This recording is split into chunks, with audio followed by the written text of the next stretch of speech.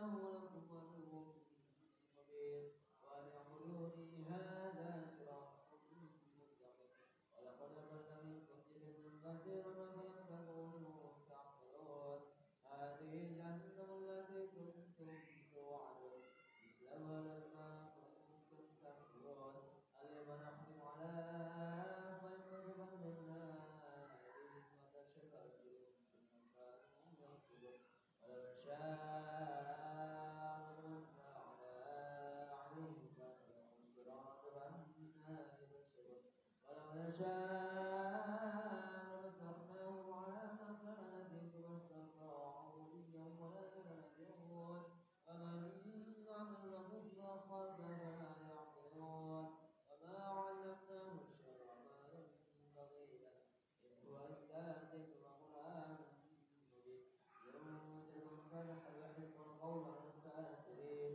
أولم تر أنا خلقنا لهم مما عملت أيدينا أنعاما لها مالكون وجعلناها لهم منها وكلوا منها يأكلون لهم فيها شارب فلا يشكرون واتخذوا من دون الله آلهة لعلهم ينصرون لا يستطيعون نصرهم وهم جند محضرون فلا يحزنك قولهم إنا نعلم ما يسرون وما يعلنون أولم ير الإنسان أنا خلقناه من نطفة فإذا هو خصيم مبين وضرب لنا مثلا ونسي خلقه ولم يحيي العظام وهي رميم قل يحييها الذي أنشأها أول مرة وهو بخلق عليم الذي جعلكم من شجر الأخضر نارا فإذا أنتم منه توقدون أوليس الذي خلق السماوات والأرض بقادر على أن يخلق مثلهم بلى وهو الخلاق العليم إنما أمره إذا أراد شيئا أن يقول له كن فيكون سبحان الذي جل ملكوت كل شيء وإليه ترجعون صدق الله العظيم.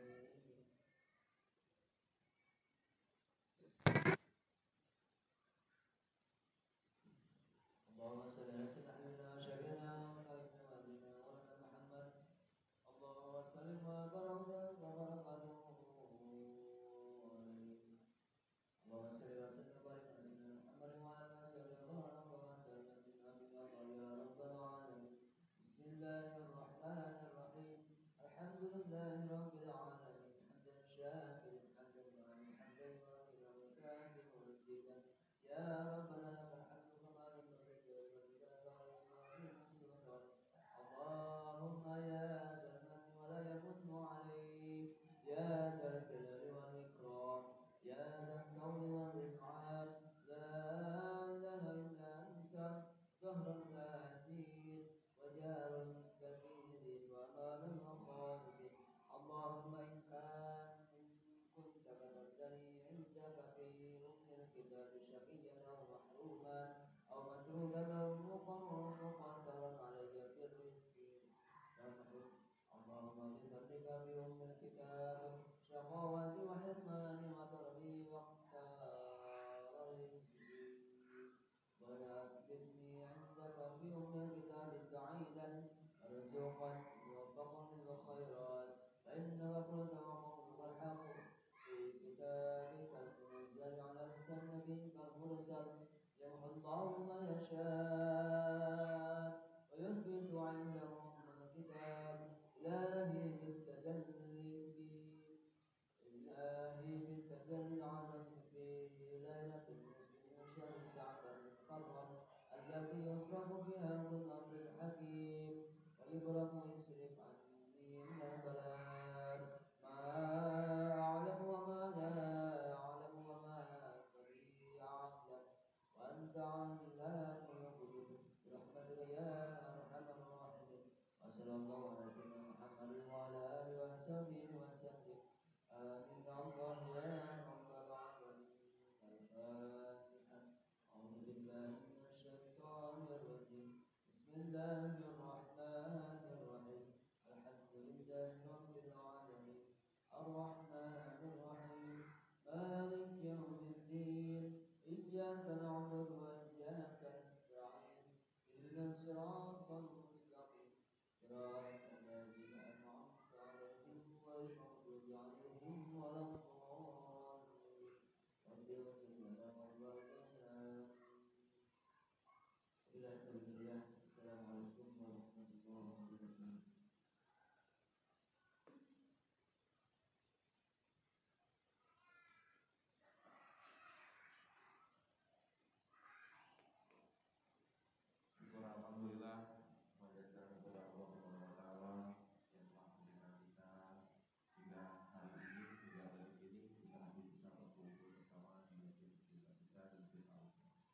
rentetan acara penangkapannya dari sholat tasbih, lalu dengan pembacaan surat Yasin sebanyak 3 kali, dan selanjutnya akan kita isi dengan tausiah yang insya Allah akan diberikan langsung oleh Ustaz.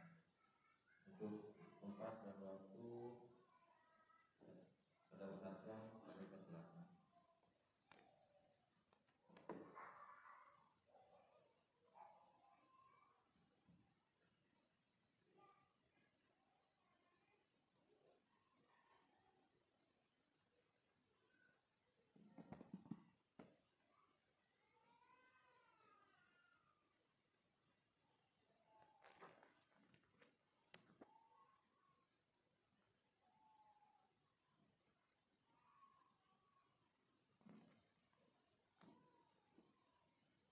Assalamualaikum warahmatullahi wabarakatuh.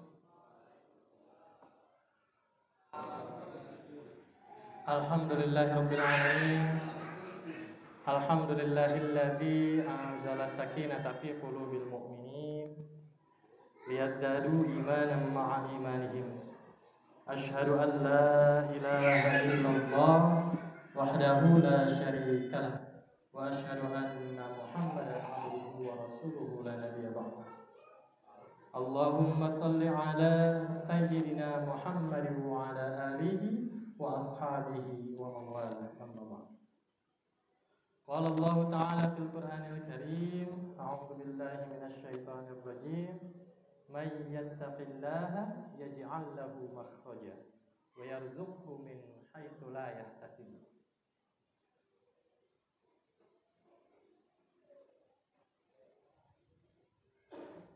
Qala Rasulullah sallallahu alaihi wasallam, yattali'u Allahu azza wa jalla ala khalqihi lailatan nisfi min Sya'ban fa yaghfiru li jami'i khalqihi illa li musyrik aw musyahin. Rawahu Tabrani fil Kabir. Ma'asyiral muslimin rahimakumullah, puji syukur mari kita panjatkan pada Allah Subhanahu wa taala. Allah lah yang telah mengizinkan kita, menghendaki kita berkumpul bersama di malam yang penuh kebaikan ini. Betapa tidak, ini kita sekarang ada di malam Jumat, hari terbaik dalam seminggu. Dan kita pun ada di malam nisfu Sya'ban, hari terbaik dalam setahun setelah Lailatul Qadar tentu. Karena memang kita itu tidak ada daya dan kekuatan kecuali ditolong oleh Allah Subhanahu wa taala. La haula wala quwwata illa billahil aliyyil azim. Berkumpulnya kita di sini pun ini atas kehendak dari Allah, bukan karena kita kuat, bukan pula karena kita hebat, melainkan karena kita ditolong oleh Allah Subhanahu wa taala. Oleh karenanya sudah selayaknya kita banyak-banyak bersyukur kepada Allah Subhanahu wa taala. Paling tidak kita ucapkan hamdalah bersama-sama. Alhamdulillahirabbil alamin.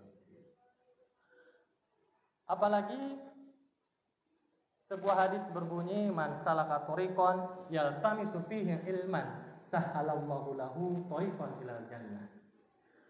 Barang siapa yang menempuh jalan menuju majelis ilmu, maka Allah akan mudahkan baginya jalan menuju surga. Adakah di sini yang tidak ingin dimudahkan oleh Allah menuju surga? Tentu semuanya juga ingin. Tidak ada tentunya yang ingin dipersulit masuk surga.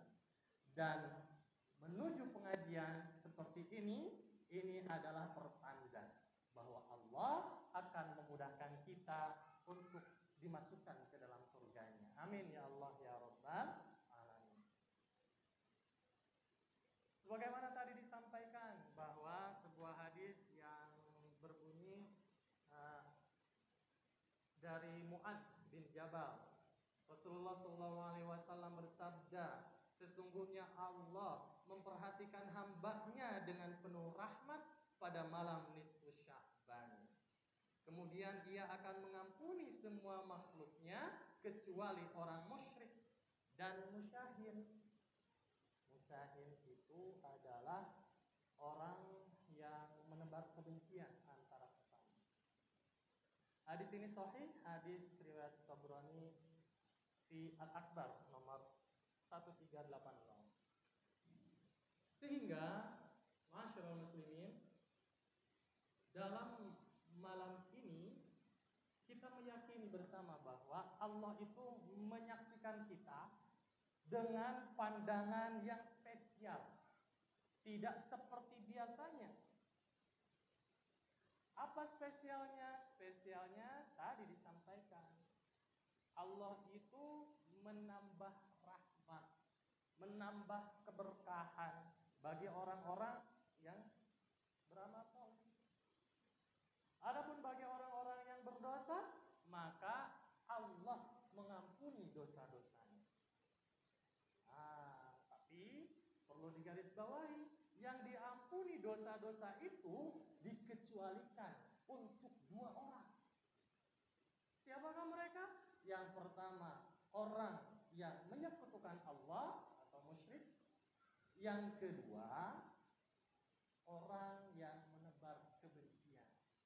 Sehingga kalaulah di antara kita masih ada rasa rasa jengkel, rasa marah, rasa kesal, entah itu ke teman, entah itu ke tetangga, atau bahkan mungkin ke saudara, bahkan mungkin ke pasangan kita di rumah. Hati-hati nih, ini jadi penghalang kita diampuni dosa-dosa oleh Allah. Maka harus waspada. Mari kita sama-sama lapangkan dada kita. Kalaulah ada di antara tetangga kita atau saudara kita yang membuat kita jengkel, bersabarlah. Ini menarik nih terkait sabar. Sabar ini penting sekali, hadirin, karena memang kata sabar, pembahasan terkait sabar di dalam Al-Quran itu dijelaskan lebih dari 100 kali. Ini membuktikan betapa pentingnya sabar di dalam kehidupan kita. Bahkan keterangannya berbunyi, Innallaha ma'as-sabirin. Allah beserta orang-orang yang sabar. Kemudian Allah akan memasukkan orang yang sabar ke dalam surga tanpa hisab. Artinya sabar ini penting dalam kehidupan kita. Dalam setiap perilaku kita, dalam setiap kehidupan kita, sabar itu penting. Bukan hanya pada saat kita memperoleh musibah saja. Bukan hanya pada saat kita memperoleh kepahitan saja. Ini menarik sekali nih. Menurut seorang ulama menjelaskan bahwa sabar dalam memperoleh kepahitan itu hanya sabar yang pertama saja. Tingkatannya itu masih tingkatan yang di bawah. Ada tingkatan sabar yang lebih tinggi dari itu. Apakah itu? Tingkatan yang keduanya yaitu sabar pada saat berkesempatan melakukan maksiat. Ini yang sering dilupakan. Kemudian satu lagi, sabar pada saat kita melakukan ketaatan. Ketiga tingkatan sabar ini sudah dicontohkan sebenarnya oleh Allah Subhanahu wa taala di dalam Al-Qur'an melalui kisah Nabi Yusuf. Masih ingat kisahnya Nabi Yusuf? Bagaimana kisahnya Nabi Yusuf pada saat itu? Nabi Yusuf ketika masih kecil, dia dijahati oleh saudara-saudaranya, dibuang oleh saudara-saudaranya ke sumur, lalu kemudian bagaimana? Dijual belikan jadi hamba sahaya. Pada saat itu Nabi Yusuf bersabar, tidak berkeluh kesah, menerima keadaan, menahan diri. Apa itu sabar? Artinya sabar itu bisa menahan diri kita, menahan diri dari hal-hal yang dibenci oleh menahan diri sehingga kita memperoleh ridho dari Allah Subhanahu wa ta'ala. Pada saat itu Nabi Yusuf lolos dari ujian sabar tingkatan yang pertama.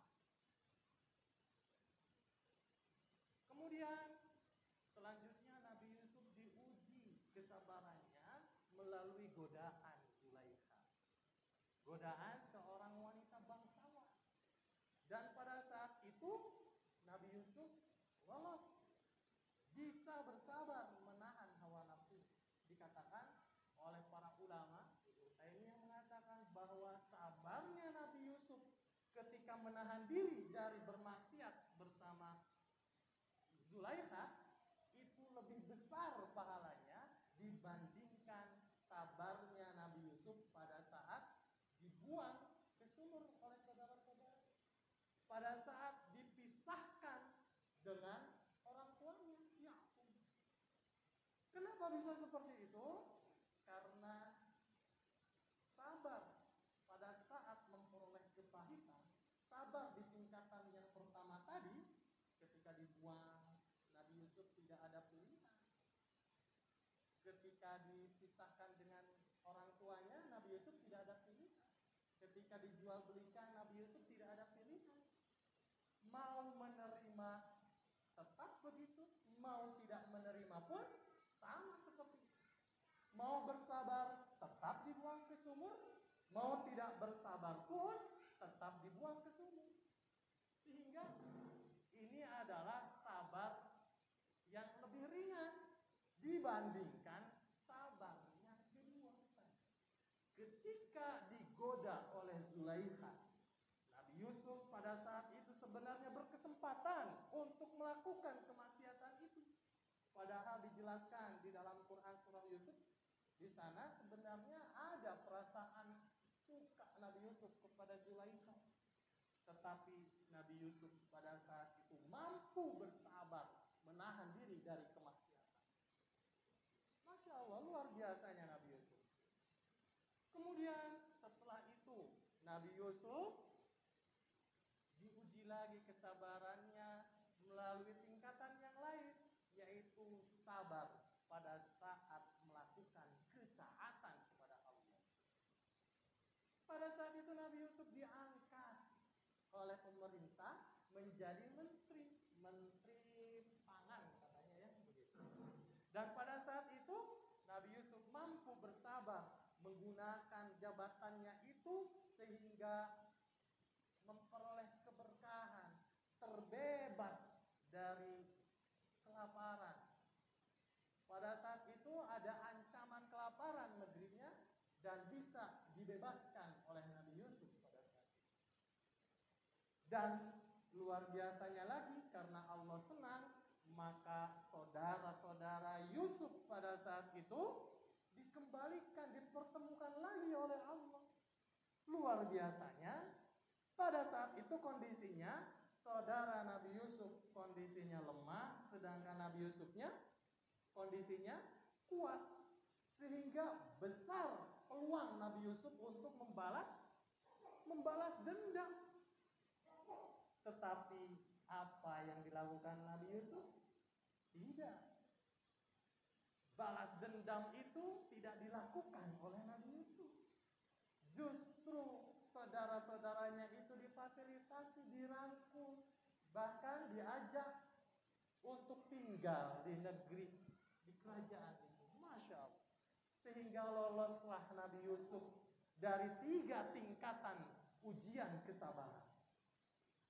Apa saja tadi? Yang pertama, sabar pada saat memperoleh kepahitan. Yang kedua, sabar pada saat apa tadi kan, Pak? Ya, menahan kemaksiatan. Dan yang ketiga, sabar pada saat melakukan ketaatan. Bagaimana aplikasinya dalam kehidupan kita sehari-hari? Tentunya kita sering mendengar ada sebuah keterangan bahkan yang menyatakan ini Sebuah hadis berbunyi suatu saat Rasulullah sedang berkumpul dengan para sahabat. Kemudian Rasul pada saat itu menceritakan sebuah kisah. Ada 3 orang yang terkurung di dalam gua, begitunya.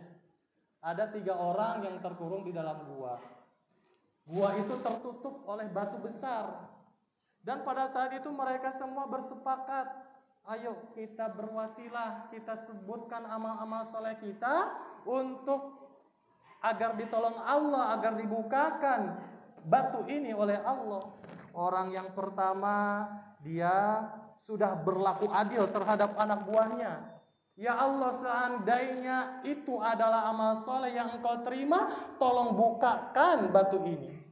Ternyata benar, bergeser tuh batunya. Namun bergesernya itu tidak sampai bisa mengeluarkan orang, hanya bergeser sedikit saja. Kemudian orang yang kedua berwasilah, ya Allah saya sudah berbakti kepada kedua orang tua. Intinya berbakti kepada kedua orang tua. Seandainya itu adalah amal soleh di sisimu, tolong bukakan batu ini. Ternyata benar, bergeser. Tapi bergesernya sedikit saja, tidak sampai bisa mengeluarkan orang. Barulah setelah orang yang ketiga bertawasul, batunya baru bergeser penuh sehingga bisa mengeluarkan orang-orang yang ada di dalamnya. Artinya perbuatan orang yang ketiga ini sungguh sangat luar biasa, lebih bagus dibandingkan perbuatan yang pertama dan yang kedua. Apa tawasulnya? Apa wasilah yang disebutkannya? Dia bilang, ya Allah, saya ini suka kepada seorang wanita. Sedangkan wanita itu tidak suka ke saya. Menolak gitu intinya. Sampai suatu saat wanita itu butuh pertolongan saya. Saya bilang, kalau engkau ingin saya tolong, serahkan keperawananmu. Begitu katanya. Kemudian karena wanita itu terpaksa, tidak merasa tidak ada jalan lain, akhirnya memilih untuk menyerahkan diri kepada saya, katanya.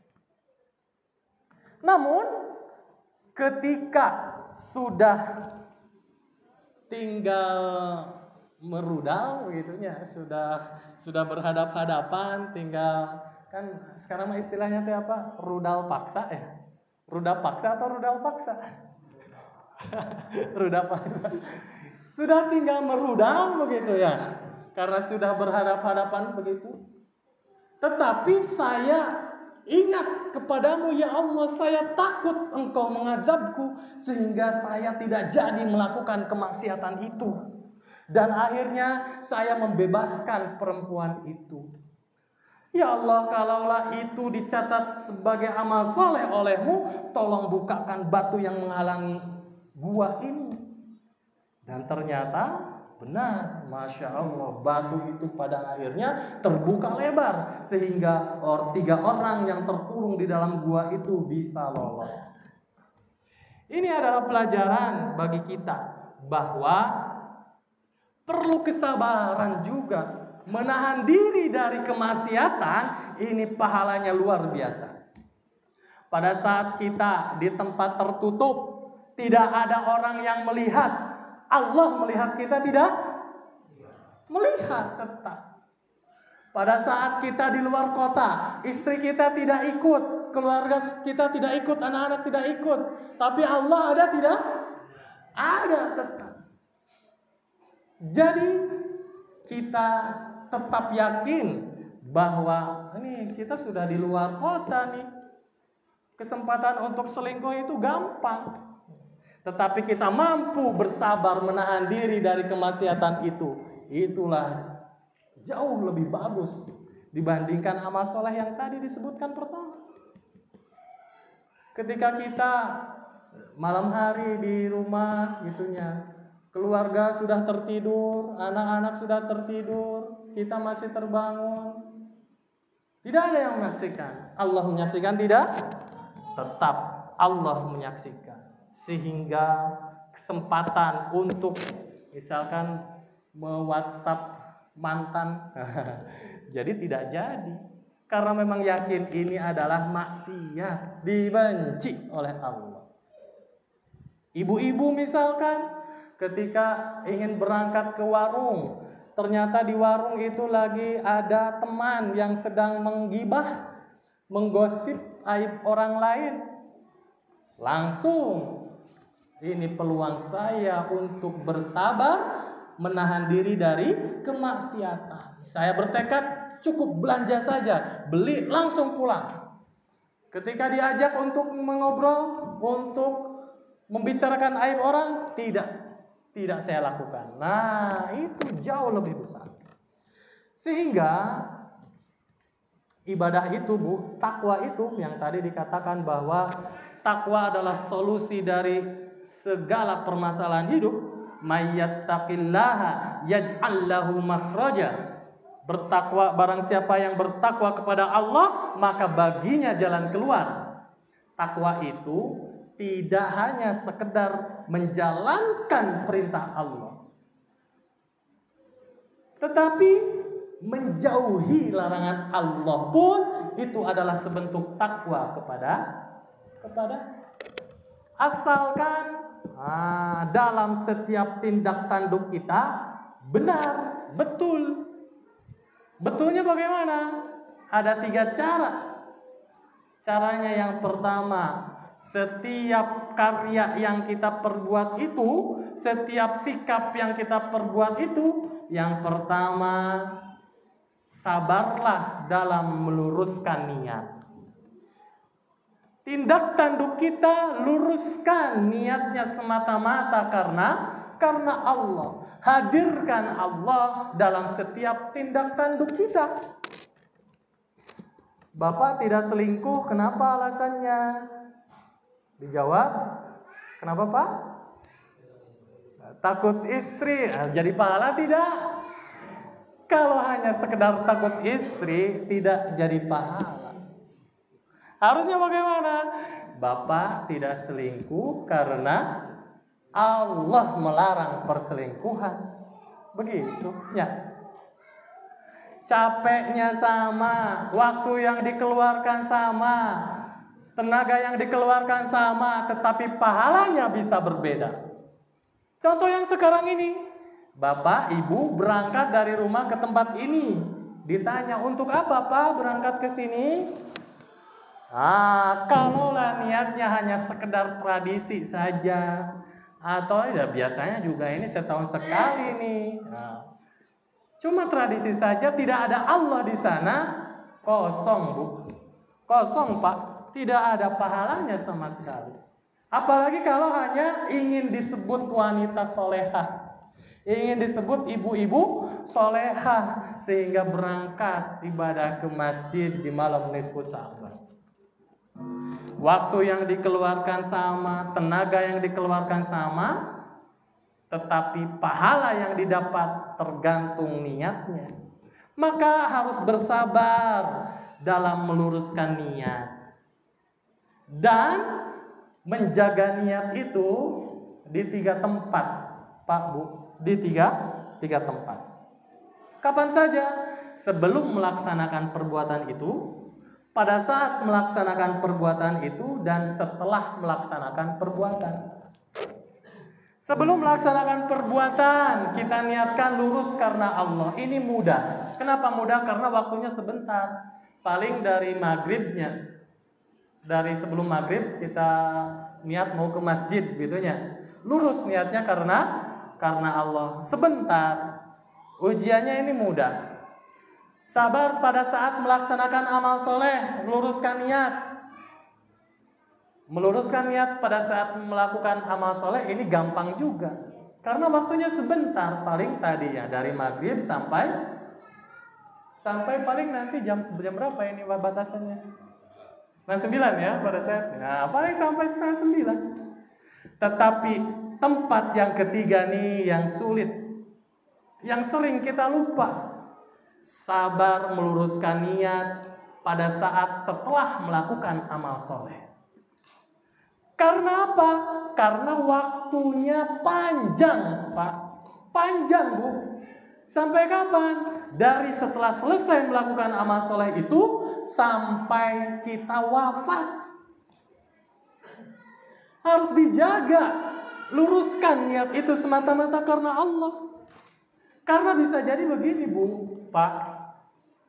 Kita misalkan melakukan karya membangun madrasah. Sudah membangun madrasah, madrasah itu jadi besar dan makmur, banyak santri-santrinya, banyak memberikan kemanfaatan kepada warga. 30 tahun berikutnya, bapak atau ibu jalan-jalan bersama cucu melewati madrasah itu. Kemudian cucu bilang, kakek atau nek, tuh lihat madrasah itu makmur sekali. Banyak sekali pahala yang didapat oleh orang yang membangunnya. Kakek, nenek kok diam aja? Dipanas-panasi oleh cucu. Hati-hati nih. Bapak ibu sedang diuji. Ketika ibu terpancing, bapak terpancing. Cuk, tahu tidak? Kalau bukan ibu yang ngurus, kalau bukan bapak yang ngurus, tidak jadi tuh madrasah. Sudah Bu. Kalau sudah bilang seperti itu, hangus amal soleh kita. Padahal amal soleh itu sudah dipupuk begitu lama, sudah berpuluh-puluh tahun terjadi, tetapi bisa hangus hanya karena kita riya setelah melakukan amal soleh itu. Maka ini nih yang paling sulit, sabar meluruskan niat setelah melakukan amal soleh. Harus kita pupuk, harus kita jaga. Maka ketika kita ingin, kalau saya tidak begini, baru bicara kalau, ingat langsung, oh sabar. Tahu tidak? Kalau ketika bilang, oh sabar. Kalimat itu bisa menghapus amal soleh saya. Langsung ingat, langsung luruskan niat kita semata-mata karena Allah. Tahan diri kita dari ucapan memamerkan amal soleh kita demi dipuji oleh orang. Pak Ustadz Syamari tadi kan memamerkan amal soleh itu kan bukan ke orang tapi ke Allah. Boleh menyebutkan amal soleh kepada Allah agar diijabah doa. Contohnya tadi kita membaca Yasin, bertawasul, kita melakukan amal soleh dengan harapan dikabulkan doa kita. Begitu ya Bu, Pak. Yang pertama, bersabar pada saat meluruskan niat, bersabar meluruskan niat semata-mata karena. Kemudian yang kedua, yang kedua adalah bersabar dalam menyempurnakan ikhtiar. Bersabar dalam menyempurnakan ikhtiar. Pilihlah ikhtiar itu di jalan yang disukai oleh Allah. Ketika kita berusaha untuk berkarya demi akhirat kita, maka pilihlah jalan yang disukai Allah. Sempurnakan ikhtiar kita. Boleh kita mati-matian, dengan catatan di jalan yang disukai Allah. Pilih cara yang disukai Allah. Namun demikian, Pak Bu, kita boleh saja mati-matian untuk berikhtiar. Bahkan dianjurkan untuk mati-matian berikhtiar. Tapi ingat, terkadang mati-matiannya kita dalam berikhtiar bisa saja berbenturan dengan kesempurnaan takdir Allah. Kesempurnaan takdir Allah itu ada di dalam kehendaknya. Sedangkan kesempurnaan ikhtiar kita ya dalam sungguh-sungguhnya kita memilih jalan yang disukai Allah. Sehingga bisa saja kita berikhtiar mati-matian tapi pada akhirnya gagal. Tidak sesuai dengan harapan kita. Kita harus menyadari itu. Kita harus menyadari bahwa suksesnya kita atau gagalnya kita bukan karena ikhtiar kita, bukan. Tetapi karena apa? Karena ada kesempurnaan Allah melalui takdirnya. Sudah ada catatannya di sisi Allah. Oh, orang ini akan memperoleh kesuksesan. Oh, orang ini akan memperoleh kegagalan.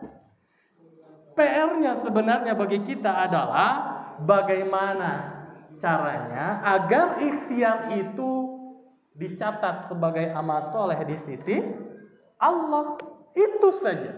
Adapun hasil kita serahkan kepada Allah. Kita yakin walaupun berjuta-juta manusia, seluruh makhluk yang ada di alam semesta ini memaksakan suatu kehendak, ingin menjadikan sesuatu terjadi, kalaulah Allah tidak menghendaki terjadi, tidak akan terjadi walaupun didukung oleh seluruh makhluk. Begitupun sebaliknya, walaupun dihalang-halangi oleh seluruh makhluk, kalaulah Allah sudah menghendaki akan terjadi, tidak? Tetap saja akan terjadi. Itulah kesempurnaan takdir Allah Subhanahu wa ta'ala.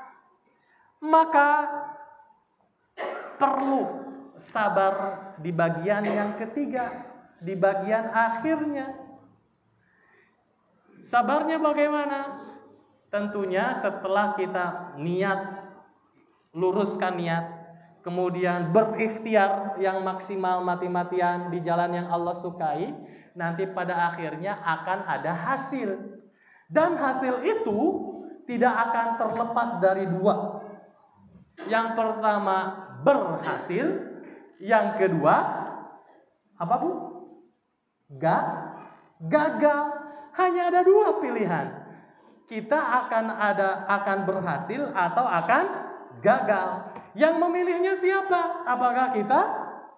Ternyata bukan. Yang memilihnya adalah Allah. Sehingga PR kita sebenarnya menyikapi hasil bukan masalah berhasil atau gagalnya, bukan. Tetapi masalahnya adalah apakah ketika kita dikasih keberhasilan oleh Allah bisa menjadikan kita lebih dekat dengan Allah, tidak? Apakah ketika kita diberi kegagalan bisa menjadikan lebih dekat dengan Allah atau tidak? Justru Bu, Pak, ketika kita berhasil, tetapi keberhasilan kita membuat diri kita semakin jauh dengan Allah, membuat kita sholat berjamaahnya ditinggalkan, puasanya ditinggalkan, tidak ingat lagi ke Allah, tahajudnya apalagi ditinggalkan, tidak ingat lagi ke Allah. Maka justru keberhasilan itu adalah kegagalan yang sesungguhnya. Keberhasilan yang menyebabkan kita jauh dari Allah, itulah kegagalan yang sesungguhnya. Karena memang PR sebenarnya bagi kita menghadapi hasil ini adalah apakah hasilnya bisa menjadikan kita lebih dekat ke Allah ataukah tidak. Kemudian yang kedua, bisa saja kita gagal. Orang ketika memperoleh kegagalan ini lebih mudah berhasil mendekatkan diri ke Allah, betul tidak? Iya. Sehingga sesungguhnya Bu, ketika kita gagal, tapi dengan gagalnya kita itu kita menjadi lebih rajin lagi tahajudnya, berjamaahnya lebih rajin lagi, tidak ketinggalan, puasa sunnahnya dilakukan, amal soleh dengan sesama, semakin taat kepada Allah. Justru kegagalan yang membuat kita lebih dekat kepada Allah itu adalah kesuksesan, keberhasilan yang sesungguhnya. Maka mari kita tanamkan dalam pikiran kita, perkara hasil bukan masalah gagal atau berhasilnya usaha kita itu, tetapi masalahnya apakah bisa mendekatkan diri kita kepada Allah ataukah tidak. Itulah sebenarnya PR yang sesungguhnya.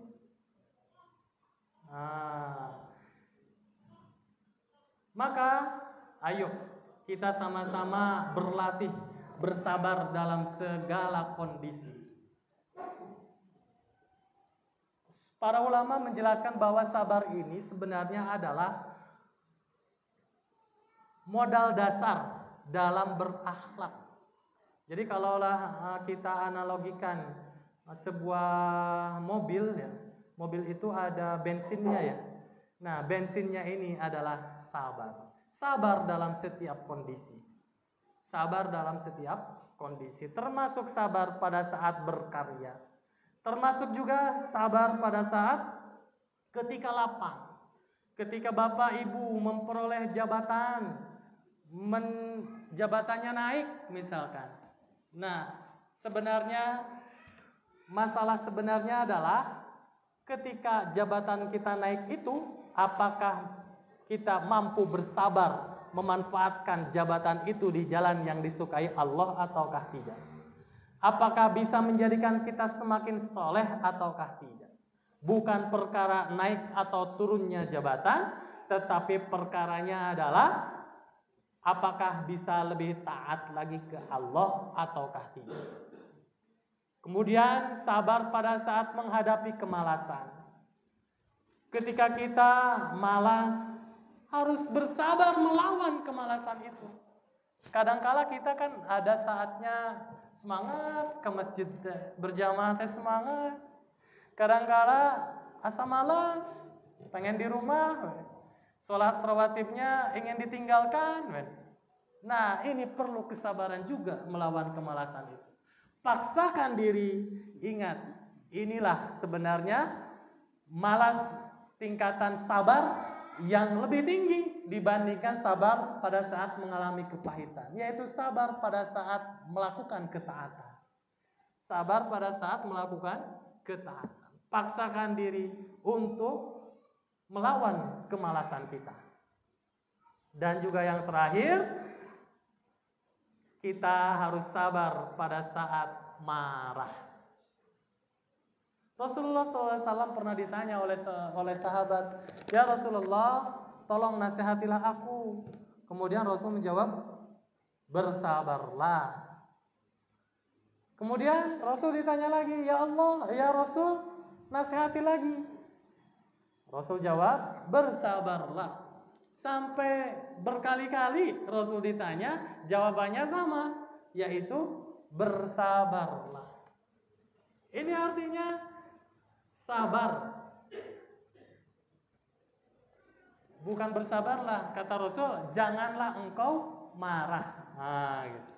Ketika ditanya Rasul, "Ya Rasul, tolong nasihati aku." Kemudian Rasul menjawab, "Jangan engkau marah."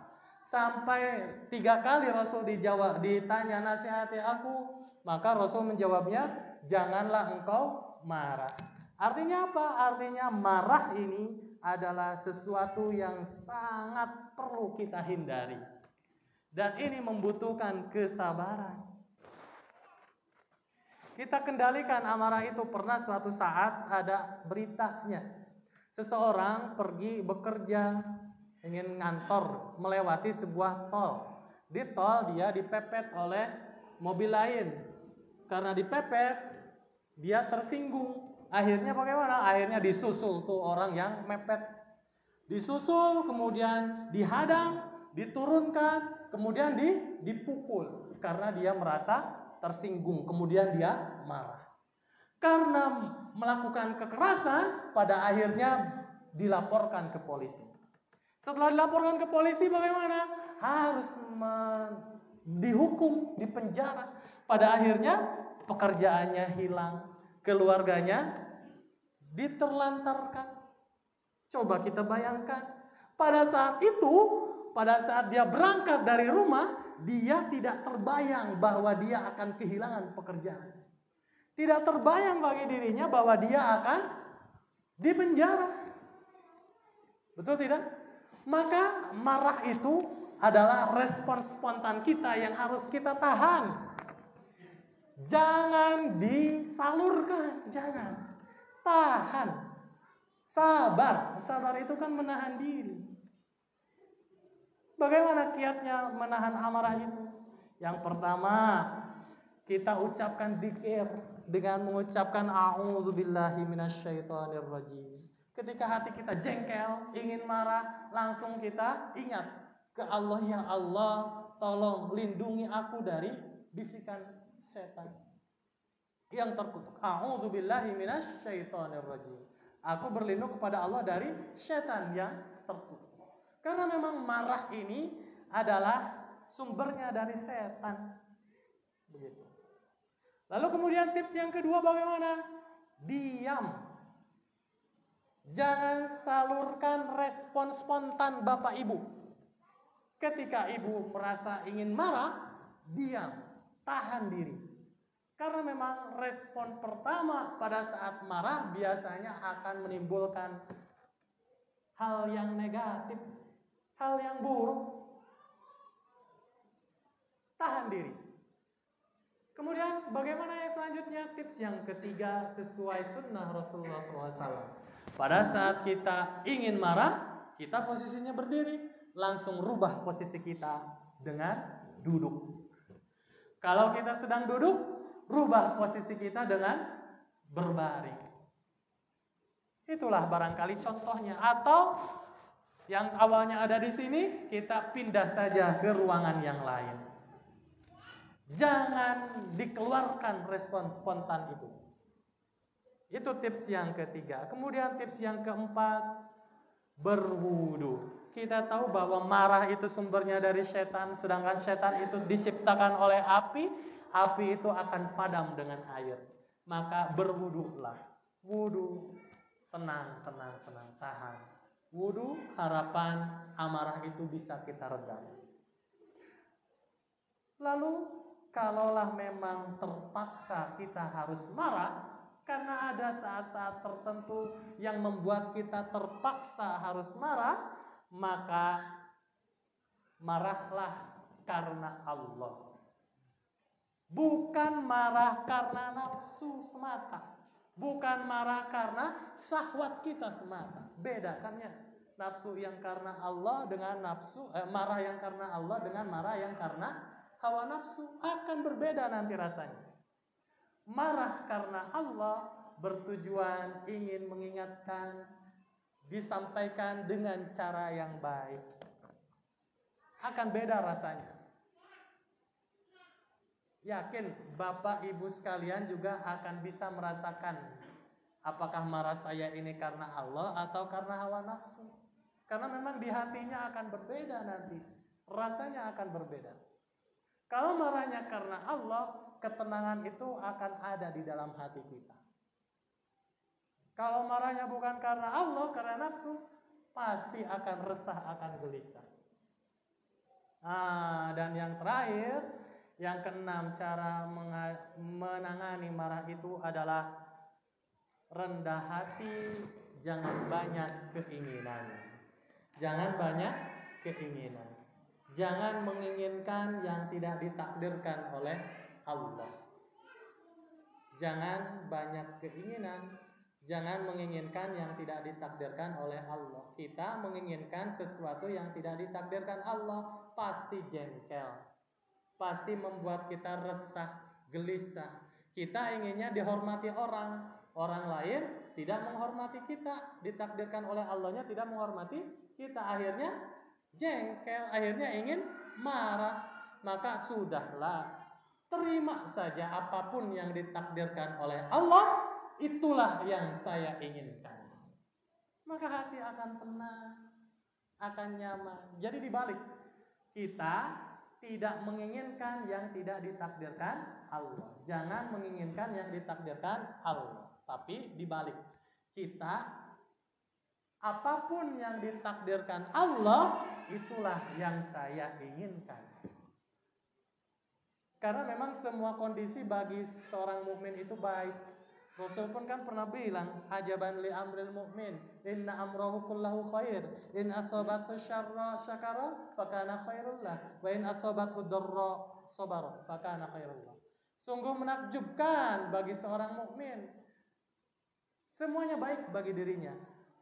Apabila dia memperoleh kebaikan, kesenangan, dia bersyukur, maka itu jadi kebaikan bagi dirinya.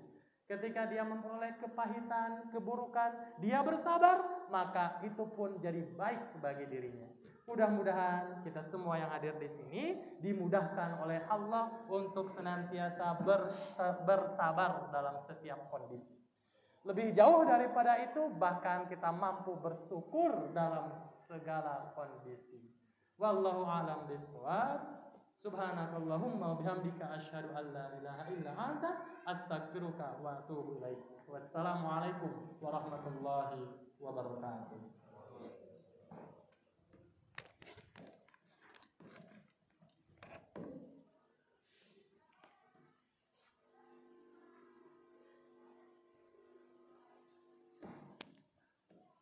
Syukur alhamdulillah panjatkan kepada Ustaz Sam yang telah memberikan tausiah menyirami hati kita agar kita bisa lebih bersabar, kita lebih mengtauhidkan, lebih bertakwa, lebih menahan amarah.